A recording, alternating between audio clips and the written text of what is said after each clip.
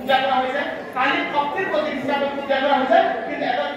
শক্তিৰ প্ৰতীক হিচাপে পূজা কৰা হোৱা নাই শক্তিৰ প্ৰতীক হিচাপে তাক পূজা কৰা হৈছে দেৱী দুৰ্গা আৰু কালী আৰু অন্যান্য দেৱ দেৱীসকল আপোনালোকে সেই শক্তিৰ প্ৰতীক ইতিহাসে আমাক কৈ গৈছে যে আপোনালোক শক্তিৰ প্ৰতীক অতীতত আছিল বৰ্তমানত আছে ভৱিষ্যতত থাকিব কিন্তু আপোনালোক যোনদিনা নাই তাৰ পিছদিনা আমি আপোনালোক নাইকিয়া হোৱাৰ পিছত আমি থাকিব নোৱাৰো গতিকে মাতৃ থাকিবই লাগিব নাৰী থাকিবই লাগিব আৰু নাৰীক আমি সমাজ হিচাপে চাবই লাগিব ভাৰতৰ কনষ্টিটিউচনৰ আৰ্টিকল 14 একেবাৰে স্পষ্ট কৰা হৈছে যে ইকুৱেল ৰাইট সকলোকে সমান দিছে ইকুৱেলিটি বিফৰ দা ল মানে আইনৰ চকুত সকলো সমান আৰু 15 আৰ্টিকল 15 এটা কথা একদম স্পষ্ট কৰা হৈছে যে নাৰী আৰু শিশুৰ ক্ষেত্ৰত স্পেচিয়েল প্ৰটেকশ্যনৰ কথা কৈছে ষ্টেট অফ পাৱাৰ্ছ হৈছে যে তোমালোকে প্ৰভিজন সৃষ্টি কৰিব পাৰিবা নাৰী আৰু শিশুৰ কাৰণে যিটো চাইল্ড তেওঁলোকৰ কাৰণে কৰিব পাৰিবা আৰু সেইকাৰণে আমাৰ নাৰীসকলে বিভিন্ন আইনত পলয়ন হৈ গৈছে আমাৰ নাৰী আইনবিলাকৰ কথা মই ইমান ব্যাখ্যা কৰিব নাযাওঁ আমি প্ৰত্যেকে আইন জানো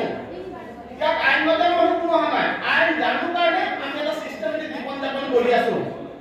আৰু আমাৰ এটা মন আছে আইন চাইন বেছি দিন দৰকাৰ নালাগে আমাৰ যদি মানুহবোৰ আমি যদি একদম ক্লিয়াৰ কাট ষ্টেট ৰাস্তা গুচি যাওঁ আইন নজনাটো কিহৰ দৰকাৰ আছে আমাৰ সেইবোৰ মেডিকেল ক্ষেত্ৰত খৰচ হওক চিকিৎসা ক্ষেত্ৰত খৰচ হওক আমাৰ বাট নিৰ্মাণত খৰচ হওক মানে আমি যদি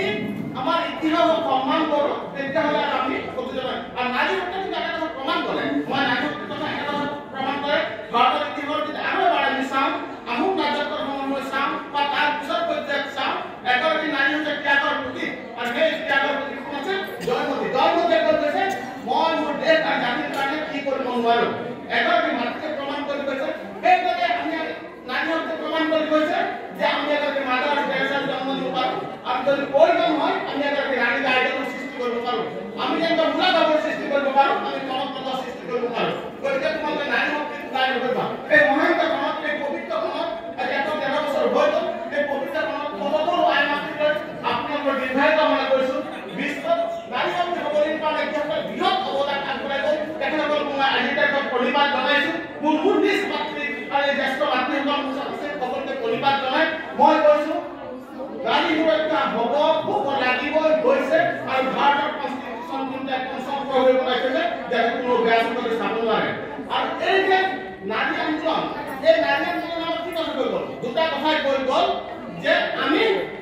একত্ৰিত হৈ আছোঁ